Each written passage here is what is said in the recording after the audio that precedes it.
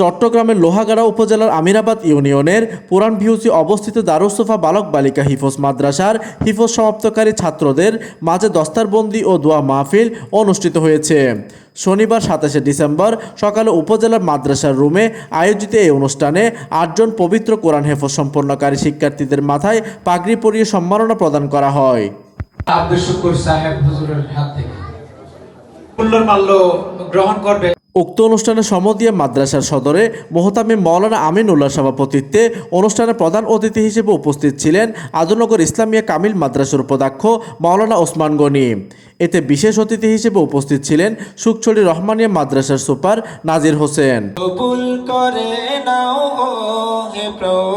অনুষ্ঠান সার্বিক পরিচালনা করেন মাদ্রাসা প্রতিষ্ঠাতা পরিচালক হাফেজ কারি আরিফুল ইসলাম ও অনুষ্ঠান সঞ্চালনায় ছিলেন হাফেজ মোহাম্মদ জোবায়ের মাহমুদ। এইদিকে দোয়া মাহফিলে বক্তারা বলেন, পবিত্র কোরআনের হাফেজগণ জাতির গর্ব, তাদের মাধ্যমে সমাজে দ্বীনি শিক্ষার আলো ছড়িয়ে পড়বে। তারা শিক্ষার্থীদের দ্বীনি জ্ঞান অর্জনের পাশাপাশি আদর্শ মানুষ হিসেবে গড়ে ওঠার আহ্বান জানান। অনুষ্ঠান শেষে দেশ, জাতি ও মুসলিম উম্মার কল্যাণ কামনা করে বিশেষ মোনাজাত করা হয়। এই সময় শিক্ষার্থী, অভিভাবক, শিক্ষক ও স্থানীয় গণ্যমান্য ব্যক্তিবর্গ উপস্থিত ছিলেন।